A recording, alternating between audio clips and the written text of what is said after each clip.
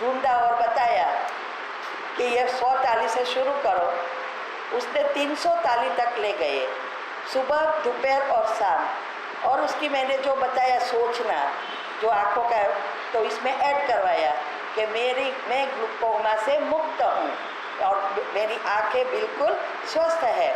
तो ये जो सारा मैंने बताया उसने क्लियरली किया, क्योंकि वो बहुत गरीब है, इसीलिए वो ट्रीटमेंट नहीं ले सकता था। तो इस ताली और सोच से उसका ग्लूकोमा चला गया। तब मुझे लगा कि यार ये बात सही है। तो इसीलिए सोचना और प्रैक्टिकल में करना, ये दोनों अगर हम साथ साथ करेंगे तो हमारी बीमारियां दूर हो जाएगी। ये जो मैंने करवाया वो सुबह में उठकर, जो कल मैंने विधि बताई थी कि जब मेडिटेशन करने के बाद आप अगर 2-3 मिनट भी ऐसा करो तो आपके ग्रोथ हार्मोन्स एक्टिव होगा। ऐसे सभी अंग जब आप मारते हो तो उसके रिलेटेड जो भी हार्मोन्स है वो सब एक्टिव होना शुरू हो जाता है। इसीलिए ये लगती है छोटी छोटी एक्सरसाइज, बट ये छोटी एक्सरसाइज बहुत कमाल करके दिखाती है। इसीलिए आपने देखा होगा नंबर 6 सारा दिन ताली मारते रहते तो बीमार होते ही। कौन मारता है? नंबर 6, पता है ना? हाँ, तो इसीलिए हमारे बच्चों को भी याद शक्ति बढ़ानी है तो ये काम करेंगे। अभी खाना पीना और सोना, ये तीनों को रिसेट करना है।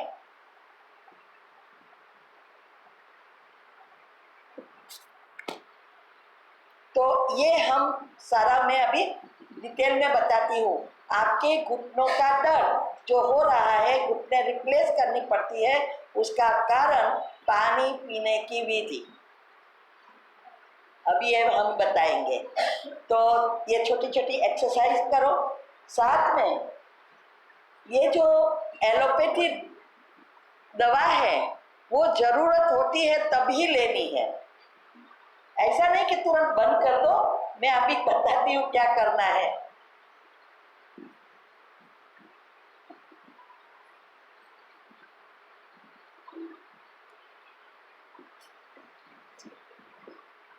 तो एलोपैथी दवा जहाँ जरूरत है वहाँ तो लेनी पड़ती है। आप गिर गए और हॉस्पिटल जाना ही पड़ेगा, वो इससे खत्म नहीं होगा।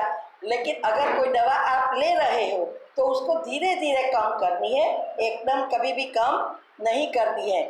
क्योंकि एक बार क्या हुआ, ये सारी सिस्टम एक बहन फॉलो करना ग्रुप में शुरू कर दिया और उसको बहुत सारा शरीर बीमारियों से भरपूर हो गया था।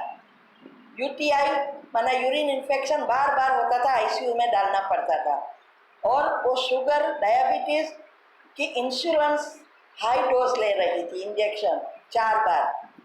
तो उसने ये सब करना शुरू किया, लेकिन भूल ये की दवाई कम करती नहीं गई। तो जब हम ये थेरेपी करते हैं, बेकिंग सोडा लेते हैं, उसने कंप्लीटली कच्चा खाना शुरू कर दिया और छोटी छोटी एक्सरसाइज की।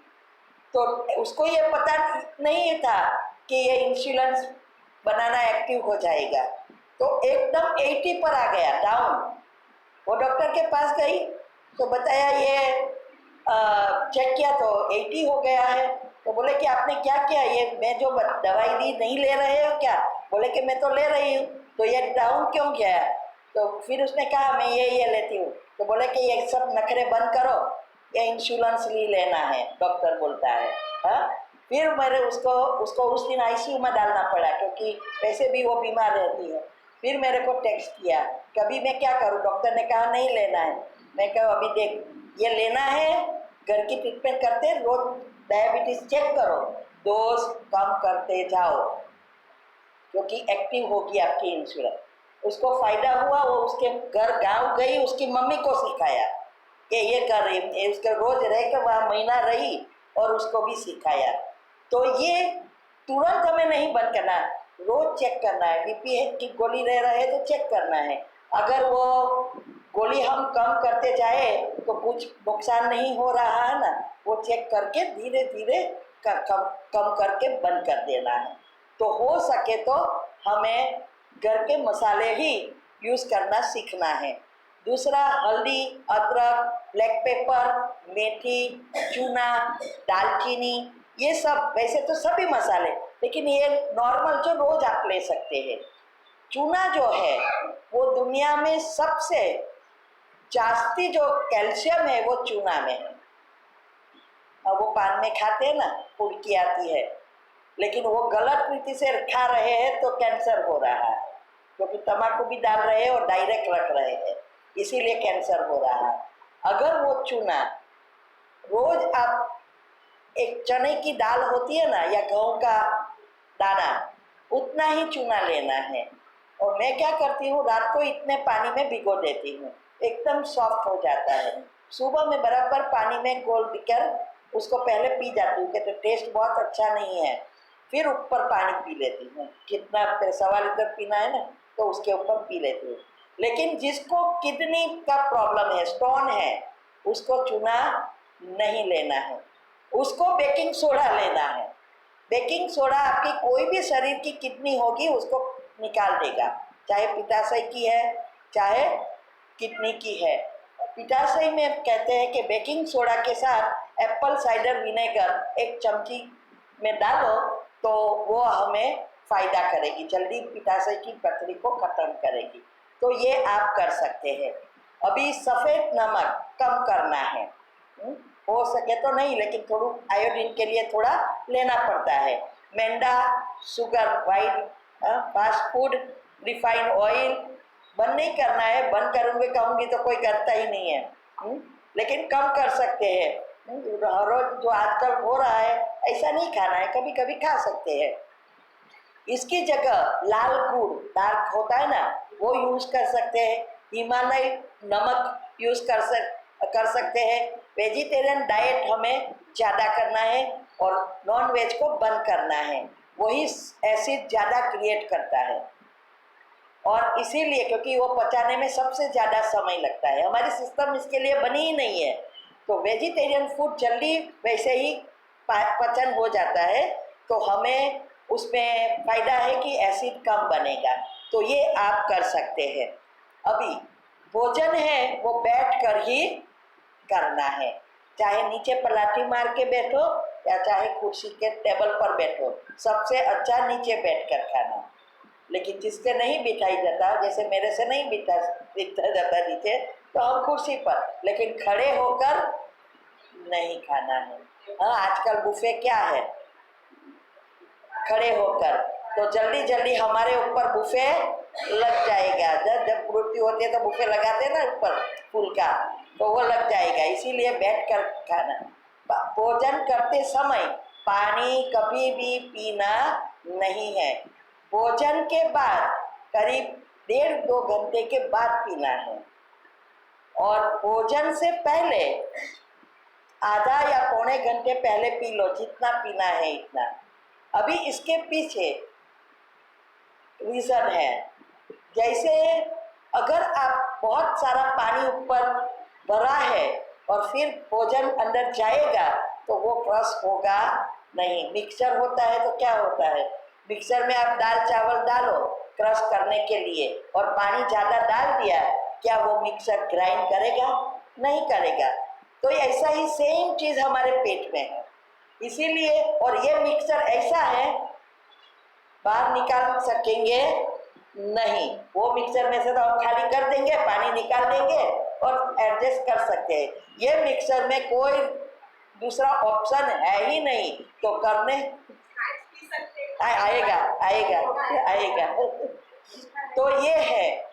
और ये जो दूसरा, जब आप भोजन के बाद भी पानी पीते हैं तो उसमें क्या होता है, ये अग्नि, जैसे चूल्हा पर रखा हुआ भोजन, आप ऊपर से पानी डालो तो गैस बुझ जाएगा, तो भोजन पकेगा नहीं पकेगा। तो हमारी भी जठर अग्नि, जब जैसा ही आप भोजन में डालो हमारे अंदर अग्नि तत्व उत्पन्न होता है, जिससे सारी प्रोसेस शुरू होती है। तो अगर आप पानी डालेंगे तो अग्नि बुझ जाएगी, तो वो भोजन भी सड़ेगा, पचेगा नहीं। तो अगर हमें लेना है तो दूध, छाछ और जूस, ये 3 चीजें ये जठर अग्नि को भड़काती है, पाचन क्रिया प्रबल बनाती है। इसीलिए दोपहर में छाछ पी सकते हैं। दूध हमेशा शाम को ही पीना है, सूर्योदय के बाद। और जूस आप कभी भी सुबह दिन में पी सकते हैं। कई लोग सुबह में पीते हैं जूस। तो ये 3 चीज अच्छी है। अभी भोजन, हमारा जो जठर है और पेट है, वो अग्नि तत्व से जुड़ा है सूर्य के साथ। इसीलिए हमें सूर्य की गतिविधि से अगर हम भोजन करें तो हमें बहुत बहुत फायदा होता है। तो पहले दूसरा ये भी बचते हैं कि कोई भी भोजन, अपने 2 भोजन के बीच कम से कम 4 से 5 घंटे का समय रखना है। ऐसा ही नहीं रास्ते में देखा चलो सिंह चना खा लिया, पानी पूरी खा ली बीच बीच में, ये सब नुकसान कर रहा है। इसीलिए 4 से 5 घंटे का समय, 8 बजे आप अगर सुबह में हम 7 से 8 के बीच या 7 से 6 के 7 के बीच खा लेते हैं, क्योंकि हम रात को जल्दी खाते हैं। फिर दोपहर को 12 से 1 के बीच और शाम को 6 बजे। 6 बजे क्यों? जब पहले सूर्योदय होता है तभी उसकी अग्नि प्रबल है, दोपहर में मिडल है, और शाम को जब सूर्यास्त होने वाला है वो अग्नि प्रबल हो जाती है। जैसे घर में हम दिया जलाते हैं तो जब ये बुझने वाला है तो क्या होता है, भड़क लेता है ना, वैसे ही सूर्य के साथ है। तो उस समय आपकी पाचन क्रिया एकदम प्रबल है, तो जल्दी पाचन आपका हो जाएगा और आप स्वस्थ रह सकेंगे। और अगर वो समय कोई कारण से नहीं होता तो एटलीस्ट सोने से 2 घंटे पहले, नुकसान तो होना ही है लेकिन इतना नहीं होगा जो खा के तुरंत सो जाते हैं, वो सारा भोजन सड़ता रहता है, कभी भी वो पचता नहीं है। इसीलिए हमें ये 4 से 5 घंटे का समय रखना है, सूर्य के साथ उसको मिलाना है, और रात को कम से कम 12 घंटे का रात का समय होना चाहिए, कुछ भी खाना नहीं है। सुबह शाम को 6 बजे खाया तो सुबह के 6 बजे तक कुछ नहीं खाना है। अगर 14 घंटा हो तो सबसे अच्छा, लेकिन कम से कम 10-12 घंटा, जिससे हमारी सारी सिस्टम रिसेट हो जाएगी। अभी क्या आदत है, टीवी देखते देखते 12 बजे तक खाते रहते हैं, रिलैक्स नहीं हो रहे हैं और टेंशन बढ़ा रहे हैं, नेगेटिव डाल रहे हैं, ऊपर से जंक फूड डाल रहे हैं। तो दोनों सिस्टम, मेटाबॉलिज्म और पीएच दोनों इनबैलेंस हो रही है। इसीलिए शाम का भोजन करने के बाद पानी पी सकते हैं, दूध आधा घंटे के बाद पी सकते हैं या सोने से पहले आधा घंटे पी सकते हैं, लेकिन दूसरा कोई चीज़ खाने की ज़रूरत नहीं है, नहीं तो स्लो पॉइजन सभी चीज़ें, एक रात में कुछ नहीं होगा, स्लोली सब कुछ होता है। तो ये है। दूसरा, दवा या पानी, कोई भी चीज़ आप ले रहे हो लिक्विड, बैठकर घूट के पीना है। अगर पानी अकेला जाता है तो वो जहरी स्लो पॉइजन बनता है। अगर पानी सलाइवा के साथ जाता है तो वो अमृत बन जाता है।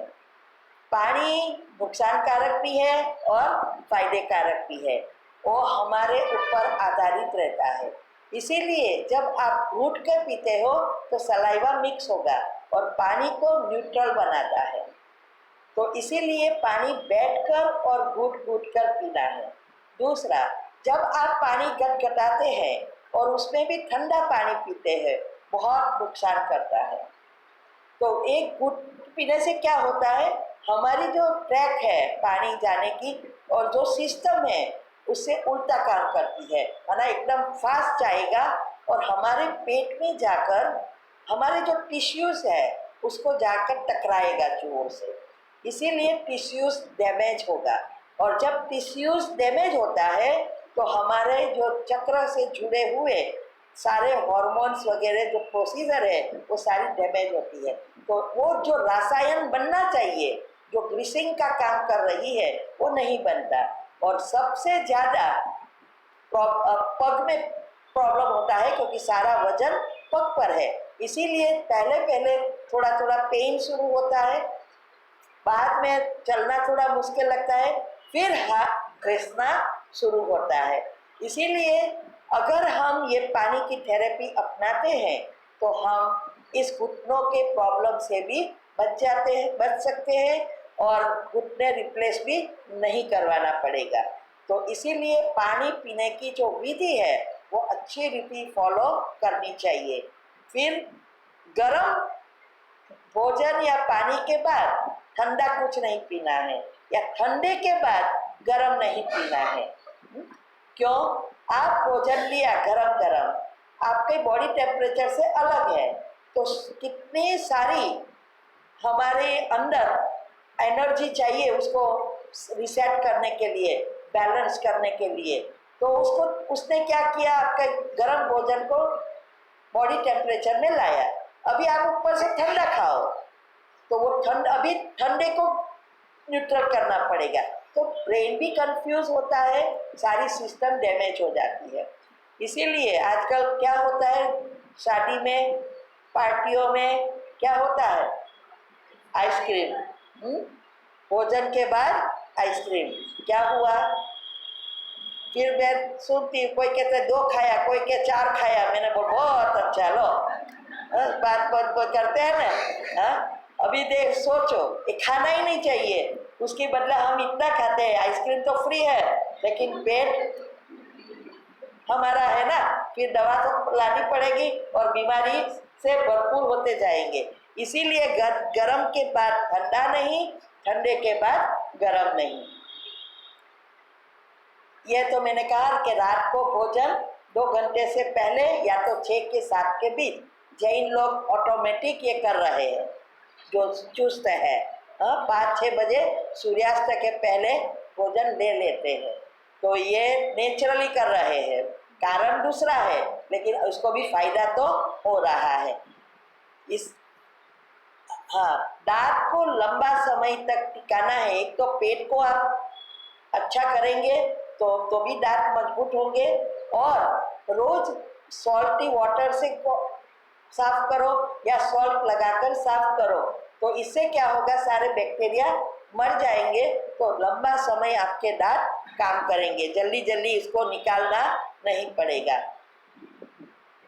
सूर्योदय से पहले करीब 1.5 घंटा या 1 घंटे, कम से कम 1 घंटे उठ जाओ, क्योंकि जब सूर्योदय होता है 1 घंटे के बाद हमारे अंदर हार्मोन्स की बैलेंसिंग होती है, मतलब बैलेंसिंग होता है, स्ट्रेस हार्मोन्स और ग्रोथ हार्मोन। स्ट्रेस हार्मोन्स तो हमारे नेगेटिव वर्ड्स से बनते ही रहते हैं, और ग्रोथ हार्मोन्स हमारी रात की नींद से जो हमारे अंदर शक्ति भरी, उससे ग्रोथ हार्मोन बनेंगे।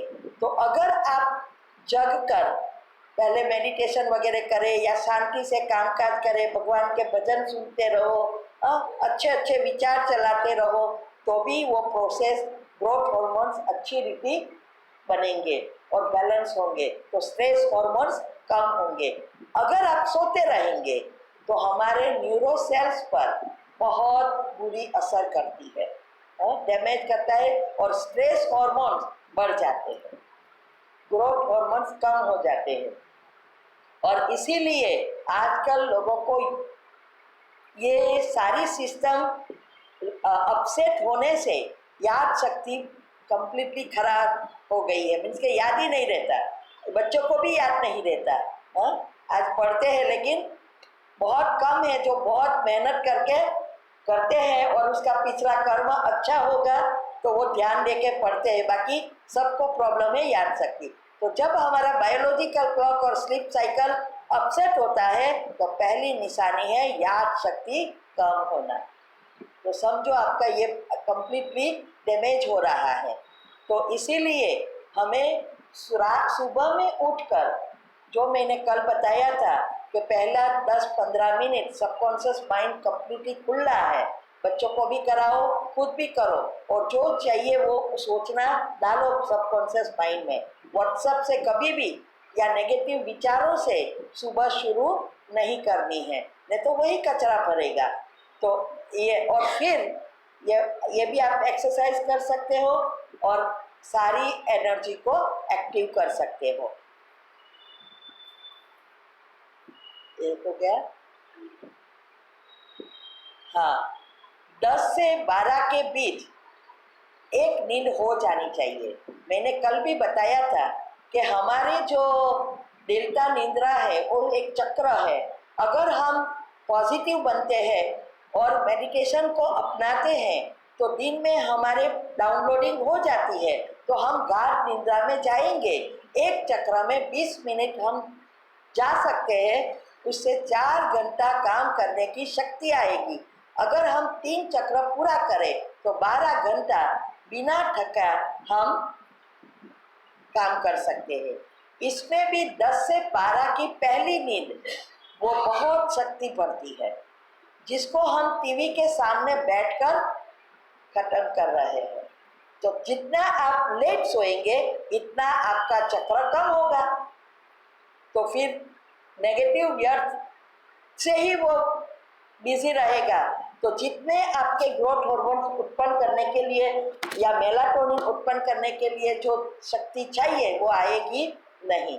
इसीलिए जब आप ये सब फॉलो करेंगे तो आपको कभी भी अनिद्रा का प्रॉब्लम, क्योंकि निद्रा ये खाना पीना सोना, टाइम पे सोना, टाइम पे उठना, टाइम पे खाना, ये सब बायोलॉजिकल क्लॉक को रिसेट करेगा। तो ऑटोमेटिक निद्रा का प्रॉब्लम कभी होगा ही नहीं कि नींद नहीं आती है। आप पर, आपके हाथ में कंट्रोल आएगा कितने बजे आपको सोना है, और सोएंगे और जैसे लेटेंगे नींद आ जाएगी। तो इसीलिए हमारी जितनी दिनचर्या सेट होगी उतना हमें फायदा है। अभी ये तीनों को बैलेंस करना है तो एक जो ब्लैक पेपर है वो भी हमें मदद करता है। अगर हम 4 नंग पीसीस जो बीट्स ले और उसको गल जाना है 11 से 12 के बीच या 5 से 6 के बीच, ये 2 प्रकार के हैं। अभी टाइम हो रहा है इसलिए गाड़ी भगाती हूँ, 12 होने वाला है। फिर मैंने देखा था कि दही खाने के, मैं रिसर्च कर रही थी दही और योगर्ट में क्या फ़र्क है। तो उस पर सिर्फ एक बार आया कि ऐसे दही खाएंगे तो घर में चोर नहीं आएगा, कुत्ता कभी काटेगा नहीं और बाल सफ़ेद नहीं होगा। तो मेरे को इंटरेस्ट पड़ा, मैंने बोला ये क्या है, अच्छा है। तो फिर देखा तो बोले कि दही के अंदर अगर आप सॉल्ट डालेंगे, नमक, बहुत जहर बन जाता है। क्यों?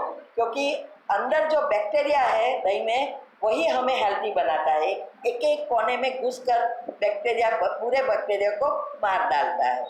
जैसे ही आपने वो नमक डाला सारे बैक्टीरिया मर जाएंगे। तो आप क्या खा रहे हैं? मरे हुए बैक्टीरिया। तो वो स्लो पॉइजन की तरह बीमारियां क्रिएट करता है।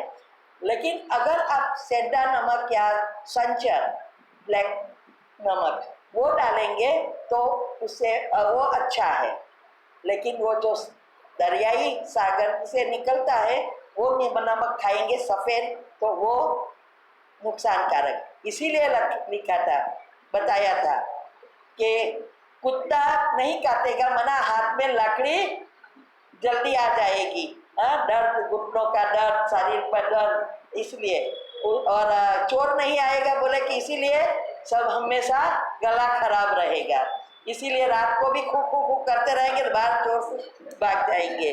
और बाल सफ़ेद नहीं होगा। तो मैंने बोला अच्छा है। तो बोले कि बाल सफ़ेद होने से पहले राम बोलो, कोई राम हो जाएगा। इसीलिए फायदा तब करता है, एक तो नमक नहीं डालना है, दूसरा उसको बराबर मिक्स कर, बोले पानी नहीं दे दो, मट्ठा जैसे कहते हैं ना, लस्सी बनाकर पानी पीना, वैसा करके ही चौंसला खाते हैं ना वो नहीं खाना है। बैक्टीरिया को बराबर मिक्स करना होता है। ये 2 चीज़ अगर हम अच्छी रीति संभालते हैं तो ये 3 चीज़ों से बच जाते हैं। हाँ, जीरा वगैरह डालो, सिर्फ वो सफ़ेद नमक नहीं। वो डाल सकते हैं। हाँ हाँ अच्छा, ये काली मिर्च है, आपने बताया 11 से 12 की वो सुबह डालें। हाँ क्या पानी से ले लेनी। पानी से ले लो, अगर पाउडर खा सको तो भी अच्छा है, इवन दही छाछ में भी डाल सकते हैं। इससे क्या होता है काली मिर्च से? इससे बहुत सारी सिस्टम को करता है, अभी इससे डिटेल में नहीं जाएंगे, बाकी फायदा कारक है, पाचन क्रिया को प्रबल बनाती है, बहुत कुछ है, क्योंकि अभी समय 12 बज गया है ना। हाँ? अभी मैं एक दो टिप्स दे देती हूँ, बाकी दूसरा अभी आप यूट्यूब पर चैनल पर देख लेना। कोरोना से मुक्त होने या बचने के लिए जो विधि है, गाय का घी बहुत बहुत फायदेमंद है बहुत चीज़ों में। अभी एक किसी को टोमेटो पॉक्स हुआ था तो गाय दवाई से नहीं किया, थोड़ी टाइम 2-4 घंटा अच्छा लगे फिर फोड़ के हो जाते थे, गले में मुख में सारे बॉडी में हो गए थे, वो जो जानवरों को निकलता है ना वैसा अभी किसी को 2 बच्चे को हुआ था, और मैंने कहा चलो ये ट्राई करो, तो उससे अच्छा हो गया, क्योंकि मैंने जब मुख के लिए ढूंढा था तो उसमें बताया था कि ये जो घी है या ऑलिव ऑयल है वो क्या करता है, ये एंटी बैक्टीरियल है, वो बैक्टीरिया को पकड़ कर खींच कर रखता है, अंदर नहीं जाने देगा और उसको मार डालेगा।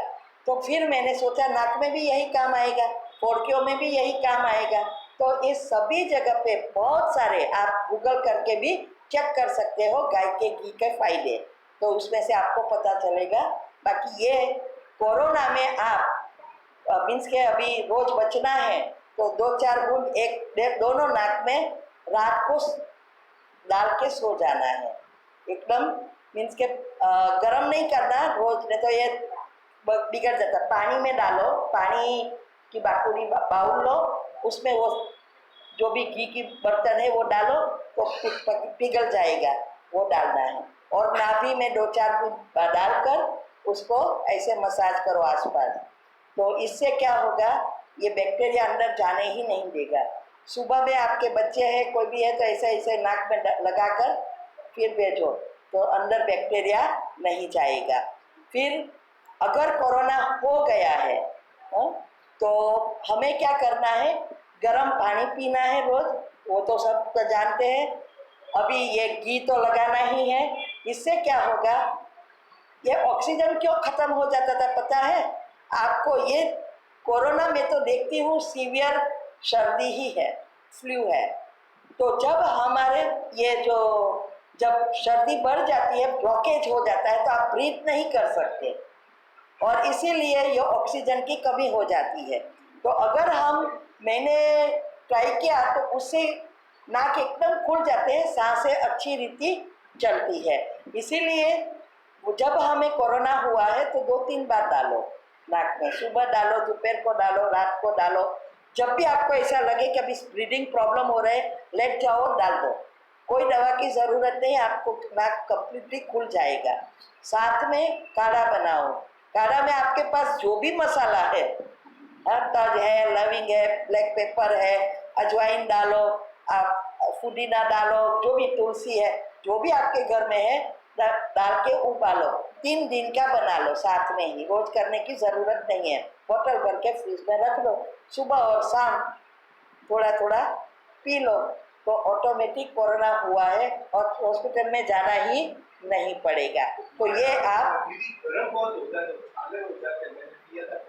आप अगर ये रोज आप पीते होंगे ना तब ये तो 3 ही दिन पीना है, और हो सके तो फ्रूट्स और कच्चा पर 3 दिन रहना है, फ्रूट खाओ खाली, राधा हुआ नहीं, तो इससे क्या होगा, मैंने जैसे कहा उसको पचाने में एनर्जी कम यूज होगी तो इम्यून सिस्टम ऑटोमेटिक प्रबल हो जाएगी। तो 3 दिन हो सके तो फ्रूट्स पर या कच्चे खाने पर रहो, अनाज पकाया हुआ अनाज नहीं खाना है।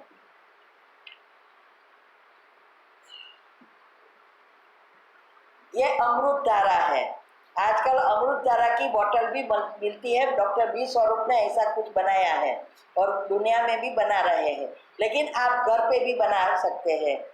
आप अगर ग्रोसर किराना की दुकान पे जाएंगे तो ये 3 चीज़ है, कपूर, अजवाइन का फूल और मेंटोन, पुदीना के फूल, ये 3 का मेजरमेंट सेम है।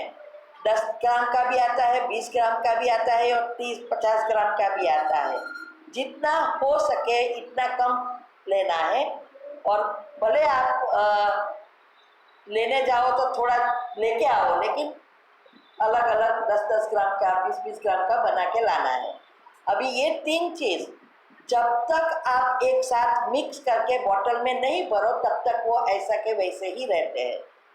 अगर आप इसको बॉटल में जब भी आपको यूज़ करना है तो क्या करो, एक बॉटल कांच की लो, इसमें ये तीनों डाल दो और 3-4 घंटा आप रखेंगे, रात को डालेंगे तो सुबह में वो ऑयल बन जाएगा, लिक्विड बन जाएगा। तो ये लिक्विड को आप, माइग्रेन है, सिर दर्द है, जुकाम हुआ है, बहुत सारी चीज़ों में आप यूज़ कर सकते हैं। और बुखार, 100 प्रकार के कोई भी बुखार है, या चाहे चिकनगुनिया है, चाहे मंकी पुनिया है, बहुत पुनिया भी निकले हैं, ये सब पुनिया में भी आप पी सकते हो। 1 ग्लास पानी में 2-4 ड्रॉप डालो और पी जाओ। अगर 1 ग्लास नहीं तो थोड़ा पानी लो, तो टेस्ट खराब हो जाएगा, तो ऐसा पी लो दवा की मात्रा, फिर ऊपर पानी या 1 ग्लास दूध पी सकते हैं। और पेन में भी उसको काम आता है कि नारियल के तेल में 2-4 बूंद डालो, तो वो भी ये सब कॉपी कर लो, तो आपको वेस्ट रखा है यूट्यूब पर भी आपको मिल जाएगा। तो 12 बज गया है। ओम शांति, बाकी का बाद में। ओम शांति।